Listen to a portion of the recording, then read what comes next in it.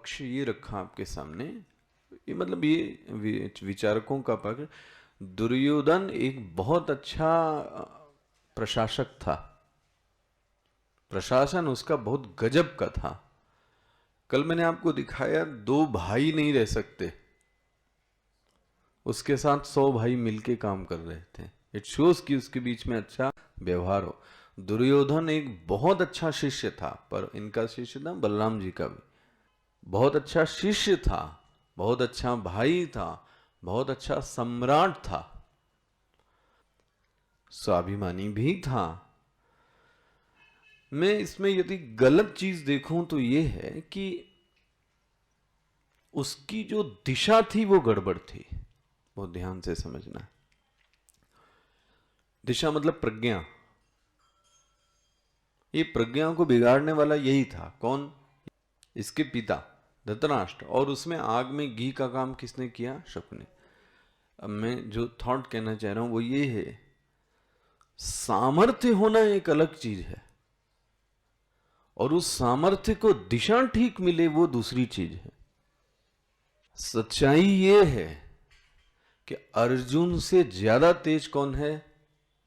बोलो जी। सही बात ये थी, दुर्योधन तेज था। यहां तक कि भीम अर्जुन से तेज कर्ण था, ये भी बात मानी गई।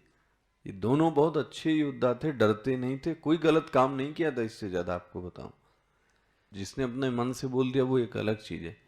मैं अभी वो भी आऊंगा द्रौपदी की बात पे। लेकिन ऐसा क्रूर नहीं सुना गया जैसे और राजाओं के बारे में सुना गया। कि अब जो मैं कहना, इसमें सामर्थ्य थी लेकिन प्रज्ञा नहीं थी। और यदि सामर्थ्य को प्रज्ञा का सहयोग न मिले तो वो सामर्थ्य गलत जगह जाती है। ये विचार को बचाइएगा। सामर्थ्य को दिशा ना मिले,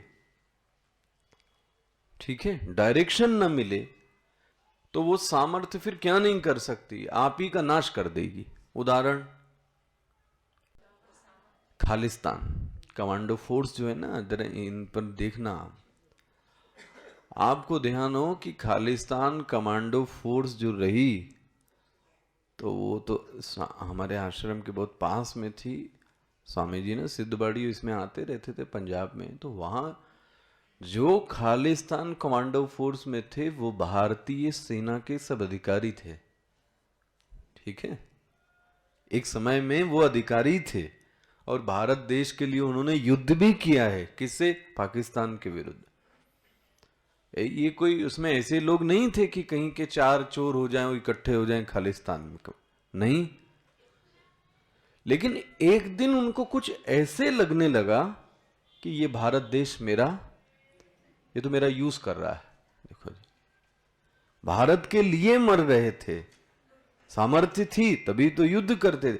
लेकिन एक टर्निंग पॉइंट आया जिसको बोलते हैं प्रज्ञा बदली, दिशा बदली, विवेक बदला, अच्छे विचार आने कम हुए, तो उनको ये दिशा दे दी गई कि तुम्हारी शक्ति का तो दुरुपयोग किया जा रहा है। अब देखो खालिस्तान ने क्या कर दिया। जिसने देश के लिए काम किया जी, अब वो देश का क्या हो गया? विरोधी हो गया। ये दुर्योधन के लोग हैं, जरा देखना। व्यक्ति बुरे नहीं थे, ध्यान रखना।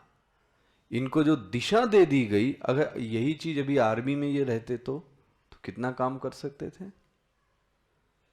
मैं इस विषय को देना चाहता हूं आपके सामने कि सामर्थ्य होना एक अलग चीज है, वो कोई बड़ी चीज नहीं है। लेकिन सामर्थ्य के ऊपर जो हावी होवे वो मान्यता हो गए। अब रही बात जो बोलते हैं युद्ध की, ये जब इनको दिया गया कुछ जमीन, किसको? पांडवों को, कि जाओ ये यहां पे रहकर कुछ करो, तो वहां पे तो जंगल था, आपको याद है? पूरा जंगल, सरकंडे और बांस के पेड़ थे, बंजर भूमि। तो अब इसमें क्या किया जाए? तो बोलते हैं भगवान ने उसमें, अग्नि ने उनसे बोला कि मैं बहुत भूखी हूं, मैं बड़ी भूखी हूं। भगवान ने आग लगवा दी। कहां? धरती पर। एक राक्षस था, मय नाम का राक्षस रहता था। अब वो मर जाता वहां आग में, तो भगवान ने, अर्जुन ने उसको क्या किया, निकाल लिया। अब राक्षस की जान बचाई तो राक्षस ने वहां पर एक पैलेस बना दिया। देखो जी, उसके पास तो शक्ति थी,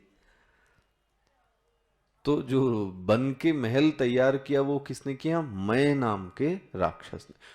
अब लोग बोलते हैं उसकी इंजीनियरिंग इतनी अच्छी थी, उसका इंटीरियर इतना अच्छा था कि पानी को भी लोग कांच समझते थे और कांच को पानी समझते थे। तो दुर्योधन और ये लोग वहां पे आके क्या हो गए, गिर गए। लोगों ने आरोप किसके ऊपर लगाया, बट ये गलत है। ऑथेंटिक यदि है, आप पढ़िए महाभारत में, तो इस प्रसंग के समय द्रौपदी वहां थी ही नहीं। लो जी, अब सोचो कितना गलत आरोप लगा। महाभारत यदि पढ़े और आप पढ़िएगा, द्रौपदी वहां थी ही नहीं। उसने क्या बोला, लोग कहते हैं अंधे का पुत्र, बस बोलते हैं इसी के कारण युद्ध हुआ, जबकि वास्तव में द्रौपदी वहां पर नहीं थी। अच्छा जी, अब ये एक सोशल इंजीनियरिंग ये भी है, जरा इसको उस भी समझना। ये हर युद्ध के पीछे कोई स्त्री रहती है, आज भी हो, कल भी हो, और सदैव से देखना एक स्त्री जरूर रहेगी हर युद्ध में। भारत देश का एक ऐसा वो रहा कि अगर स्त्री का अपमान कर दिया तो बोले राजा का क्या हो गया, अपमान हो गया। जरा समझना ये इंजीनियरिंग, पुरुष की बात नहीं की। स्त्री का अपमान कर दिया तो बोलते हैं आपने किसका अपमान कर दिया, राजा का अपमान कर दिया। ये हमारे अब पता नहीं और पाश्चात्य देश में है या नहीं, भारत देश में ये कूट कूट के है कि यदि आपने स्त्री का अपमान कर दिया तो आपने तो फिर पुरुष का भी क्या कर दिया, अपमान कर दिया। देखो जी, अब इन्होंने कहा कि मैं भी इसका बदला तो क्या करूंगा, लूंगा। देखो जी, इनके यहाँ की भी स्त्री को क्या करूंगा, ऐसे ही। तो आपने देखा उत्तरा के सब लड़कों को मारा है, फिर द्रौपदी का ही क्या किया उन्होंने फिर, हालांकि ये नहीं करना था और ये स्वीकार भी किया, लेकिन राजा को हराने के लिए किसको किया, बोलो जी।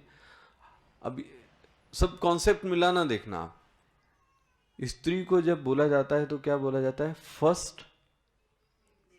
ये कहां से कॉन्सेप्ट आया, आपको पता है आर्मी में यदि सीनियर ऑफिसर की वाइफ भी अगर साथ में आती है तो जूनियर ऑफिसर भी क्या होता है, बोलो जी, खड़ा होता है।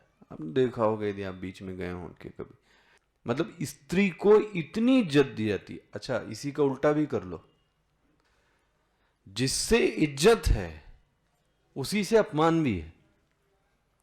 ये यहीं का सूत्र नहीं रहा, रामायण का भी सूत्र यही रहा। जब नाक कान काटे तो किसके काटे, शूर्पणखा के, और शूर्पणखा ने वहां पर क्या कहा, मेरा भाई रावण, मैंने बोला राम से। देखो जी, इसके बाद भी राम और लक्ष्मण ने नहीं सुना और मेरे नाक कान क्या कर लिए। रावण को भी ये इंजीनियरिंग पता थी, उसने कहा राम को तो बाद में देखेंगे, इसने अपमान किसका किया है, मेरी बहन का, तो मैं भी अपमान करूंगा किसका, स्त्री का ही। लो जी, अपहरण की बात क्यों दिमाग में आई, कभी आपने सोचा ये अपहरण की बात दिमाग में क्यों आई, कोई और नीति क्यों नहीं यूज की गई, क्योंकि स्त्री के अपमान से पुरुष का अपमान करना बहुत आसानी से संभव है। तो हर युद्ध के पीछे एक स्त्री का हाथ रहा, और पुरुष के अपमान करने की बजाय यदि स्त्री का अपमान कर दिया जाए तो ये माना जाता है कि पुरुष का अपमान, आपने स्त्री को इज्जत दे दी फर्स्ट लेडीज, तो आपने पुरुष को भी क्या कर दी। देखो ये कॉन्सेप्ट है समाज का।